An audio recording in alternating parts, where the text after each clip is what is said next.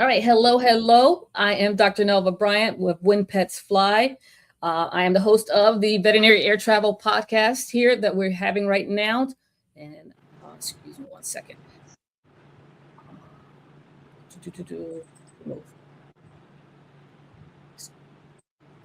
Excuse me for that brief there. I apologize for the technical difficulties there. Hi again. I'm Dr. Nelva Bryant from When Pets Fly. I'm the host, founder of When Pets Fly. This is the Veterinary Air Travel podcast that we give. We try to do this at least 2 to 3 times a month, basically, where I meet with different stakeholders in the animal transportation industry.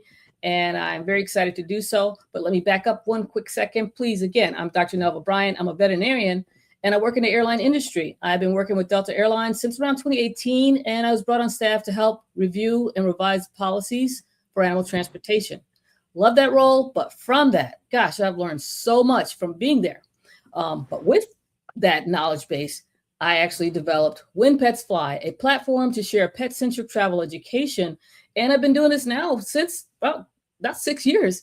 And I've been, as far as what I do and sharing it on a platform, I'm on social media with Facebook, Instagram, and LinkedIn.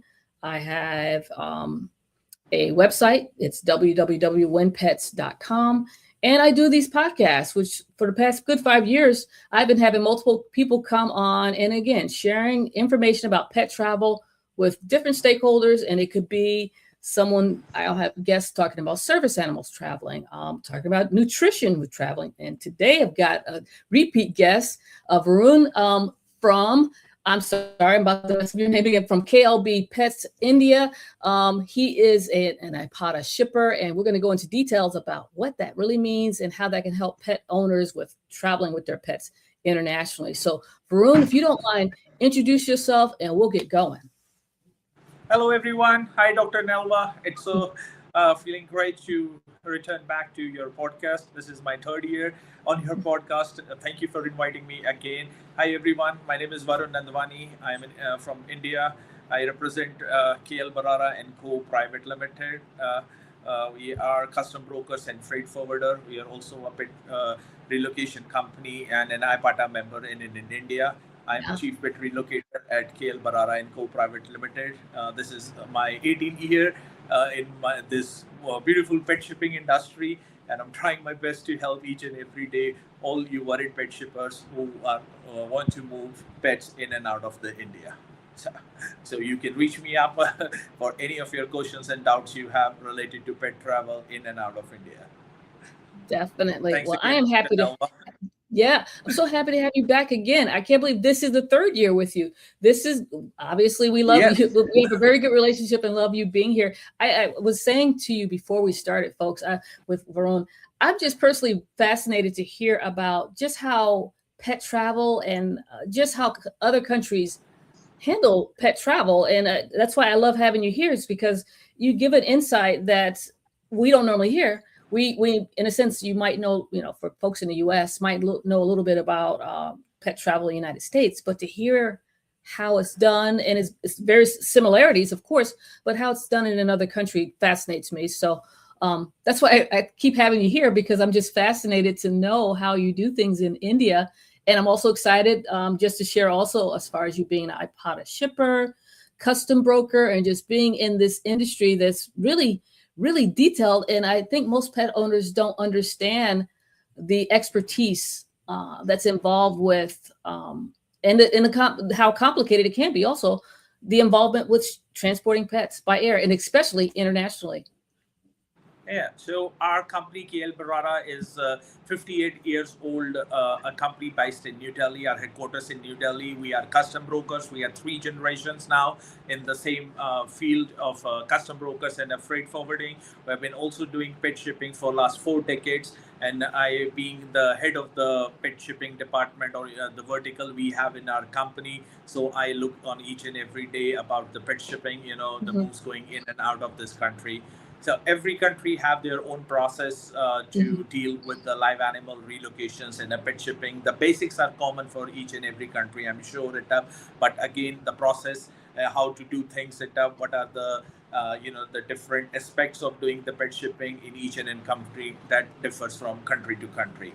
So in our country, we start with our authority, which regulates the transportation of live animals in and out. It's called AQCS, which is Animal Quarantine and Certification Services, which comes under Ministry of Animal Husbandry, Dairying and Fisheries, Government of India. So that is our body, who regulates the live animals transport and the live animal products, like we have USDA in US.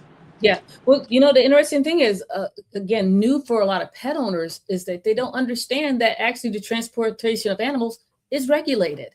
There's a lot of regulations behind it. So there's a legal ramifications behind it that actually some of the regulations protect animal welfare during transport. So there might be reasons why a lot of folks get confused, because they'll say the airline says you can't do this, but they don't realize the airline is trying to comply with a federal regulation or a regulation from that particular country for the welfare and safety of that animal. So again, it's regulated, and great to hear the regulatory body in your country. We have a counterpart here in the United States, which is awesome. But again, they don't understand that it's regulated. So you can't just take your pet, or those traveling in cabin with a small dog. You just can't put it in your purse and think that it's perfectly fine, and arrive in a new country and think that it's okay, because there's regulations for animal welfare, and also there's regulations behind us that protects that country. So what are your thoughts on that as far as misunderstanding? Let's talk about misunderstandings. I agree with you. So each country have their own regulation, the process to comply with it. Each country have their own biosecurity. So when we try to take care pets, whether the pet owner is traveling with the pet or they want to send the pet, we need to comply with each and every country regulations. So in India, we have the exporting regulations, which we need to comply. The minimum things that we need to work with it, whether it's in the documentation, whether it's a vet stuff, whether it's in a airlines requirement, whether it's a travel crate, we need to check each and everything. We need to comply with.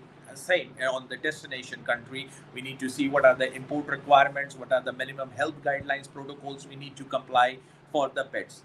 So that's same for each and every country. That when you are moving from one country to another, you want to take your pet, whether you are going on a tourism or visiting a friend and families, or you're moving it out, we need to comply with that country regulation. That is the basic principle.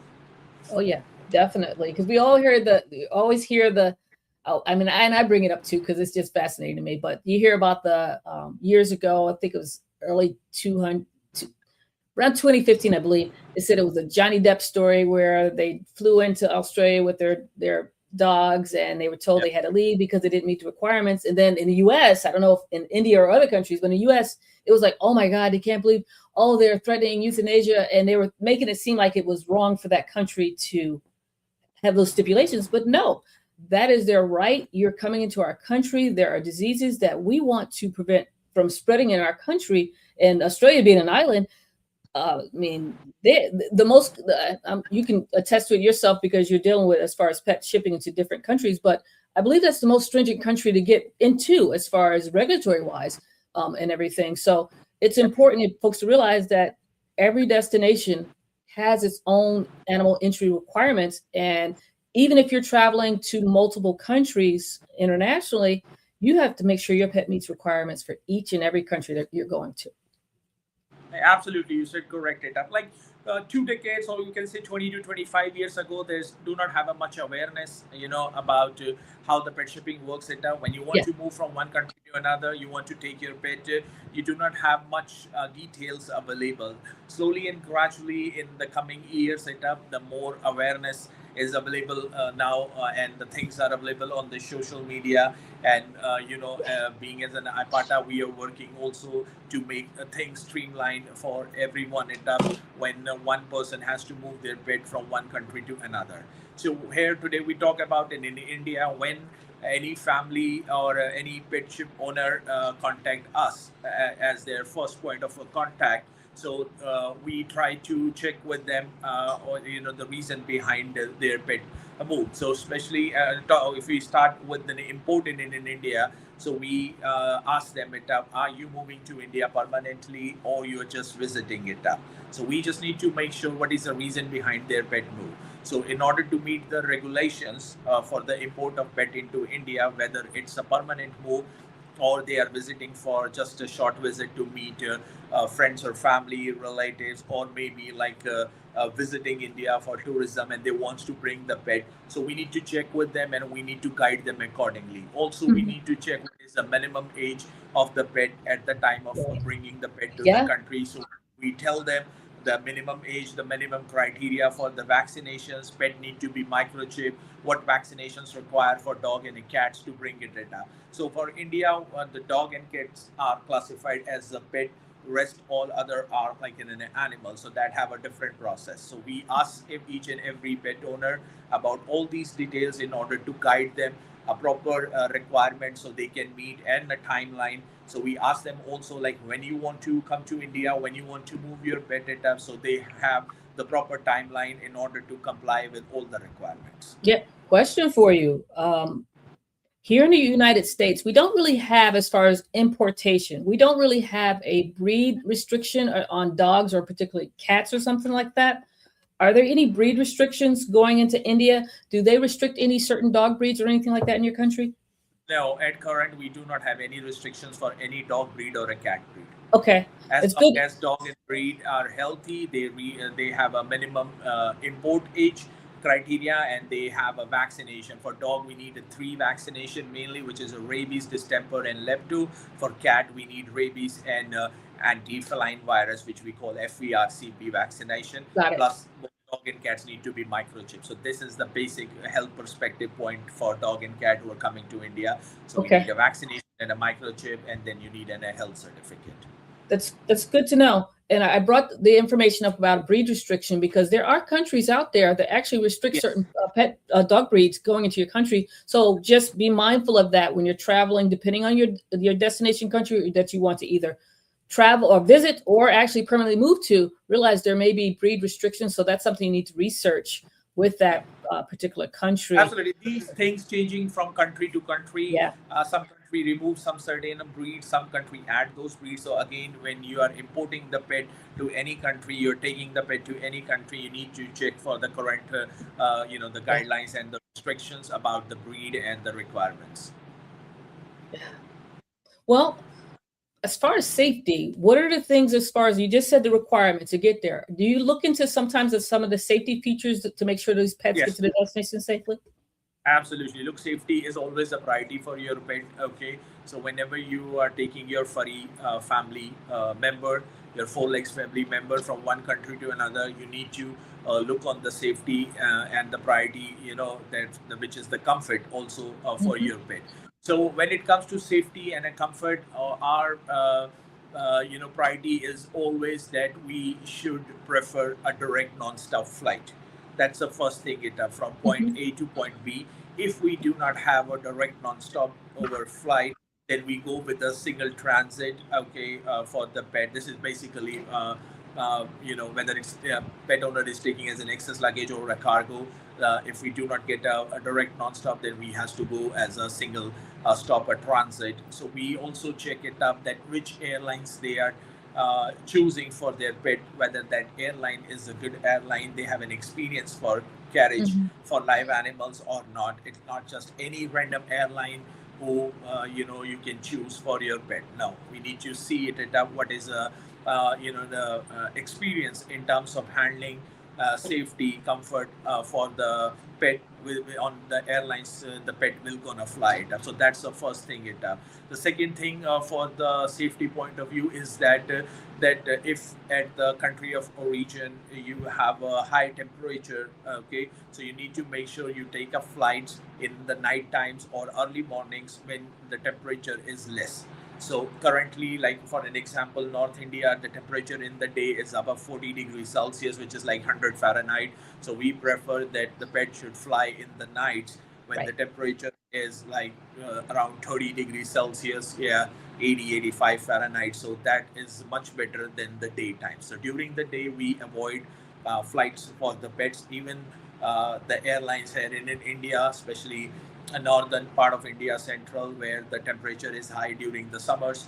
So they prefer the pet to go in the night or early mornings. They don't accept the pets during the day. Wow. So that's definitely sounds like basic things. Yeah. Yeah, no, that's good. And it's good to know because, again, in the US, we're a little bit more stringent as far as the temperature limits and everything. Following USDA's regulations, anything above 85 degrees Fahrenheit for more than 45 minutes out exposure on a tarmac is like a big no-no.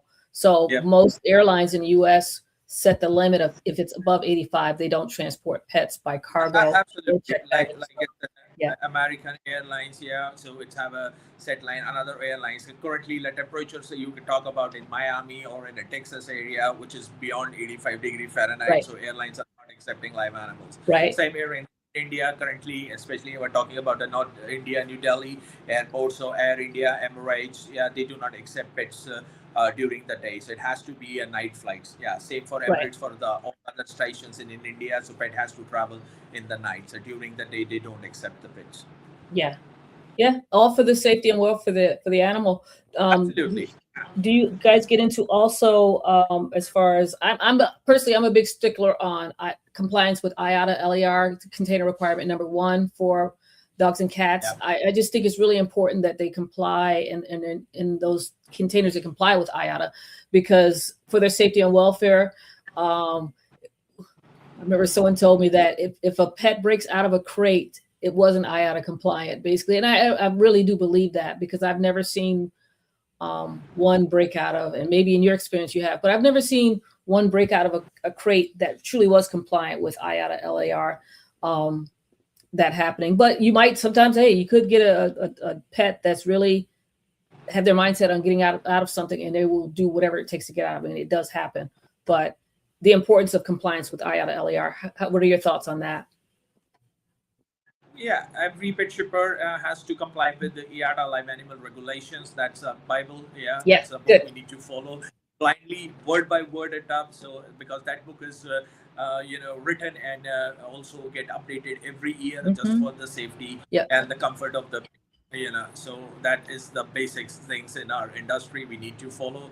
We need to comply with each and every thing which has been written in the live animal regulations. Whether it's a crate thing, whether it's an airline's perspective, or whether it's something we are doing other than the dog and cats imported up. So everything has been mentioned over there. We need to comply with that. I think that's a must do.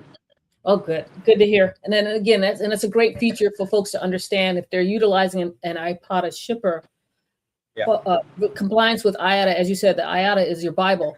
That is very important in everything, and it's for the safety and welfare of your pets. That's why you need to comply with that. And I'll just add also on there is that a lot of the crates on the commercial market that are available, they say they're airline approved, but that doesn't mean they comply with IATA. And it actually doesn't even necessarily mean it complies with the airline because the airlines, majority of them comply with IATA. So just be aware that sometimes these terms can be just marketing terms. So your best bet is actually to research on your own and determine the container requirements by either you can go to Varun's website and figure out the information as far as find a compliant container, shipping container for your pet. I have it on my website. IATA has a website, a pet travel website, and that gives that valuable information too. So, but either way, don't follow what you might think going to in the US PetSmart or Petco and say, oh, it's airline compliant, it's fine, because that's false. So just be mindful. I agree with you. I agree with you on this thing. It does. So there are aftermarket, suppliers which says openly that our product is an IATA approved, whereas this is the biggest myth. I would say that IATA do not approve any crate branding or a manufacturer. IATA had given a specifications under live animal regulations and the crate requirements. And one has to know about this thing that you need to meet those specifications and the requirements in order to make sure your IATA crate. In order to make sure your crate is in IATA compliant. So that myth, that word which is coming with every aftermarket crate supplier that it's an IATA approved, that is wrong. So question for you, how well do you work or how often do you work with veterinarians in your country as far as this whole process? Where does the veterinarians fit into your whole process of getting the pets prepared? So if any of the client reaches to us and he wants to have a question about the pet travel, the first thing we ask it up after giving the basic information that please share with us your vaccination records and a microchip records. We need to make sure you have a proper vaccinations and a microchip, because the one common practice, it's not in India. I've been saw so many records from the different parts of the globe from the veterinarians. They do not write a complete details. So in the basic understanding, I got it. And in last 18 years, I prefer, I would say I had made this thing as a basic requirement. Then when any vet is writing any vet record for a pet, they should mention all the details like the vaccinations, given date, due date, batch number, expiry, Yes. manufacturer details, okay, with the owner details, pet details. So some vets do not write those things at okay. So we always says when we check the vaccination records of our clients that whoever your vet is and they have issued the record, but that record is incomplete, because at the destination country they will ask for these things that so please go back to your vet and put all those things that to make sure that your vaccination record is complete. So that's the first thing. So we prefer to have a standard format where any vet across the globe is writing any vaccination records, he or she must give in that particular info, which is accepted across the globe at anywhere. Yeah. No, that's good. Do you ever get into, well, one thing that I'm trying to add to the profession, things that what I gather, I'm not seeing happening as much, is that are we also engaging the veterinarians to ensure that they're making sure the pet is medically fit to fly? That's one thing that I'm concerned about, because here in the U.S., the way our documents are done, or our health certificate, getting that completed, doesn't really have any information on that. Again, you have all the vaccination information is on that health certificate, but history that pet might have had a underlying heart condition, respiratory condition, diabetes, all this stuff, that's not added on there. And to be honest with you, that's important to know for traveling, because when they're going to be stressed, I mean, it's stressful for them, but that stress can exacerbate these conditions, and you don't want a negative outcome based upon it. I mean, it's rare, but it can occur. I agree with you with it. Yeah, so there should be a list of checks which should be mentioned in a health certificate. Mm-hmm. So any vet who is issuing in a health certificate, he or she go through all those checks, the minimum mandatory, I would say, before they issue a health certificate fit to fly for the pet. Yeah. Right. Yeah. So, and I do know, so even ABADA is working on it. Like we developed the BOSS. Yeah. So they have a minimum checklist which has to go for the BOSS program. So any vet who is a BOSS vet assessment certified, so they have to do those checklists and the checks before they issue a health certificate. Love it. That definite needs. And also what it does, it ties in veterinarians more in this whole process, because right now as veterinarians, they kind of sign off and give you some documentation, but really the last final check for that pet from a medical professional is your veterinarian. And if they're not looking at these details for that pet, there could be situations where, who knows, the pet could be at risk and everything. I put it the same as kind of thinking about if I were to, God forbid, if I were to have an underlying medical condition, my doctor is going to tell me don't fly. And it's kind of almost the same for your pets. Veterinarians are the final advocate for pets prior to travel. So if it's not in their best interest to travel, they need to know that. And I do understand it could be permanent moves or, visits. Maybe if it's a visit, maybe a visit is not necessary. If it's a permanent move, maybe we can find some alternative ways to get to your destination. I don't know, but you need to focus on that pet and their medical condition. And we can't just assume one size fits all and every pet will respond in the same way to travel. It doesn't work that way. So just saying, it's really important, I think, to have. I 100% agree with you. Even in our initial, a questionnaire, we always ask pet parents, if your pet have any medical issue or a prior history, you should disclose to us it so we can advise on that. You can ask your vet about any advice on the pet travel, and when we will be doing a vet check with our pet, our dedicated vet, then we will also gonna disclose and ask for a second opinion. No, Yeah, that's so good. that's a basic standard operating procedure for us. We do it up here. Then we ask for the medical details if there was any concern it up, and then we also check with our own vet for the second opinion to make sure whether that particular pet is gonna fly properly in the coming future and should not have any problems related to that. And whether it Mhm. could be a travel stress or a first time traveling, if they are, we need to make sure they should be adapt to the crate also, all those That's requirements. So huge. yeah. Yeah, being adapted or acclimated to that confinement in that crate is crucial for that whole journey. You So, can't buy that crate the day before and assume it's perfectly yeah. fine. They will really get stressed out. So really, a couple weeks to sometimes months for cats, definitely months in advance. Get them acclimated to being confined in that, and it will help them. It will become almost like their den where they feel safe inside of it instead of terrified that they're confined. So very important feature there with that. Hey, another Yeah, thought for we you. prefer at least a month ago before the travel. The dog should start their crate training, okay, and the owner should get the dog used to the crate, acclimatized to the crate. So nearby the travel or on the date of a travel, the dog should not be, hesitate of you getting into the crate. Yeah. Right. Hey, tell me, what type of pets are you most likely shipping through India? Is it small dogs, large dogs? Yeah, Where are we? so What we have all type breed? of dogs. We do Mhm. it up. So whether it's a snub nose, but snub nose cannot go in the summer, so we have to wait for the winters.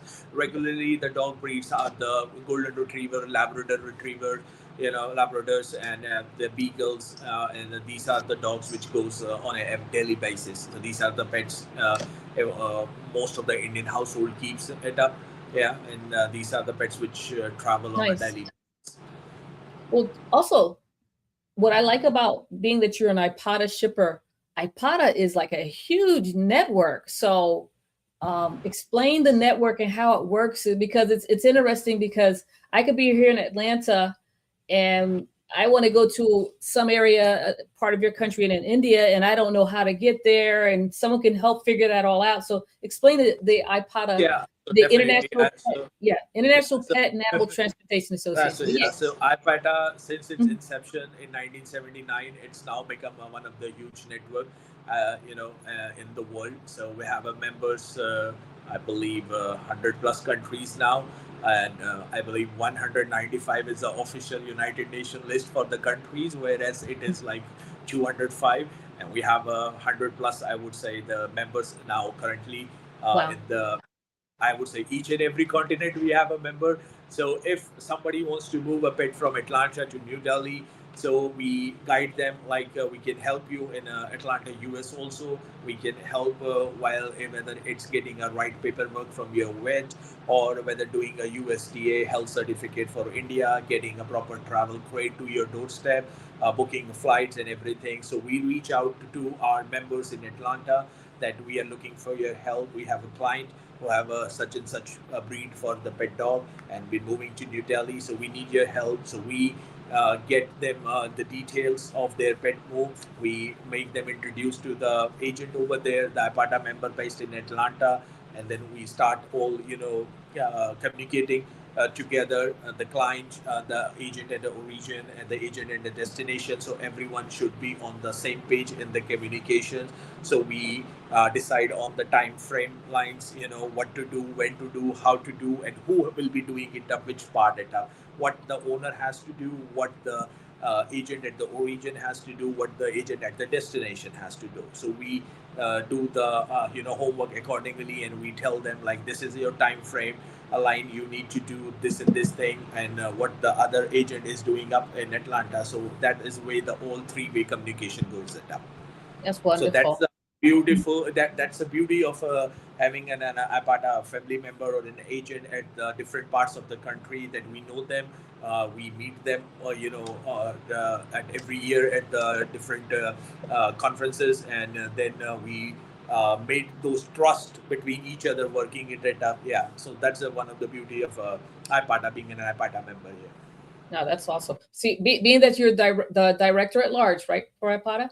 Am I saying that Yes, correct? I am currently I'm, serving a director at large at nice. one of the board of directors at IPATA. Good. I love that. Tell me more also, because I know there's other features that IPATA has developed. Um, You guys have the things for the brachycephalic or snub nose breeds. You guys have a Yes. certification for that. Tell me more about that. So BOSE is one of the program has been developed by the research and developer task force by IPATA, headed by our current president, Dr. Gary Fowle from Hong Kong. So he's the main, mind behind that, and with all other veterinarians in the task force and the members of the IPATA family, everybody had put their inputs, and their efforts to make this program come and successful. Now it's been, I believe, more than 4 years since the BOS came, and it's been successful. Even when I joined as a director and started it up, also my goal was that we should bring more, the IPATA post-certified vets. We should encourage the veterinarian to study about this program and become a certified vet assessor. So in my South Asian community, across India, or like we have India, Bangladesh, Sri Lanka, Maldives, Pakistan. So there's like 6 countries in a South Asian community. We try to spread the word, and in other parts of some country, Asia also as a tap. So we try to bring more and more vets. Now we have a good amount of vets across the globe who had studied the program and who are now currently both certified vet. And also airlines had adapt. So even our the national carrier Air India, they also now want from past year for all the snub-nose breed, we have to provide a BOS certificate and a checklist for them done by within 48 to 72 hours.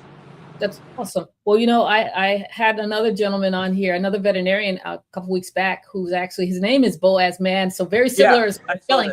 Yeah. But he does amazing things as far as surgically repairing these conditions with these dogs, because it really is something that folks need to understand, that there are risks with transporting your snub-nosed brachycephalic breed dogs. They don't breathe normally. They have serious issues. So I'm so happy that IPATA developed a system now in place to recognize and look at and recognize the fact that these dogs have issues, and that there's things that needs to be done in preparation for them traveling by air. So I applaud IPATA for developing that. As our president, Dr. Gary from IPATA, and also he is the main, the brain behind this. He always set it up that this program is basically made. We need to identify which breeds should not fly, not which breeds should fly, but which breeds should not fly. Yeah. Right. So for the safety of those breeds setup, and if somebody has to take such breed setup, so when exactly it should fly, what type of airline routing should we prefer it up for those breed setup? Yeah. Because safety of animal while transportation with their comfort is always our priority. That's a basic thing for us as an IPATA and as a pet shipper. Also it up, so that's our everyday goal to maintain it. Definite. Now, we spoke briefly earlier about the temperature and heat and everything. So again, is there a perfect time of the year to transport pets through India based upon the temperatures out, the weather, or the season? Yeah. So most of the international flights from the west arrives in the midnights. Okay, at that the temperature is around 30 degrees Celsius. So incoming is not that much a problem. We prefer to avoid during the day flights but pets going out of India, so during the day we do not prefer it because at present the summers are going on and the temperature is high, so it should not be a good to send in pets in summer during the day. So you should go in a night flights when temperatures are cool. It should not be that hot. Is there a season though? And I'm sorry, I'm being just showing my ignorance. I'm not sure that the weather in your country. Yeah. Is there a season? It starts from April. Yeah, so it starts from an April every year till the October. So April to October, the temperature is always high. So for like snub-nose, no airlines accept it up. So you have to wait till 1st of November till end of March. Majority of the airlines accept snub-nose breeds at that particular time, whether it's a Lufthansa or Emirates or Air Canada. Yeah, everybody prefers to go in winter time, starting from November 1, when the temperatures are getting.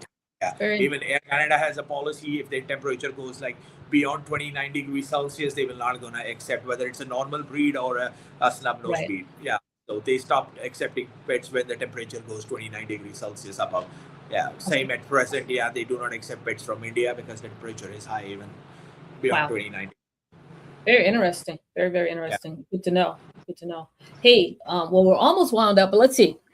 Final question for you is, what do you think people need to understand better about pet travel? And it could be the pet owner or veterinarians or just everyone in general. What do we need to understand more Yeah, about? so basic thing I always tell my client that pet travel planning doesn't start in a single day.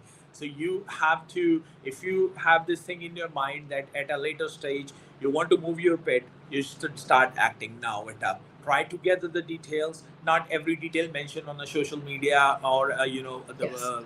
the search engines are true. So go to the nearest a pet shipper, okay, check their credibility, okay, and ask them whatever the questions you have. We have no problem in replying your questions, whatever the information you want, and that we are happy to help. And we will provide you the codes.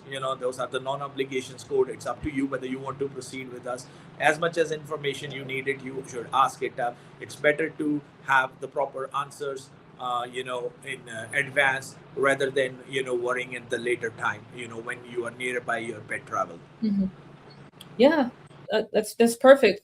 Really, as you're saying, just the information's out there, but your sources. Be careful of your sources, folks, when you search for things. Absolutely. A lot of folks are trying to find out these answers going on a Facebook group, and getting, in a sense, crowdsourced information based upon a single event for someone individual pet that may have worked for them. And sometimes it's always a rule that was bent that they got through, and they want to publicize it and make it seem like this is the norm, and it's not the norm. So really know your source of where you're getting information from. Get an iPod shipper.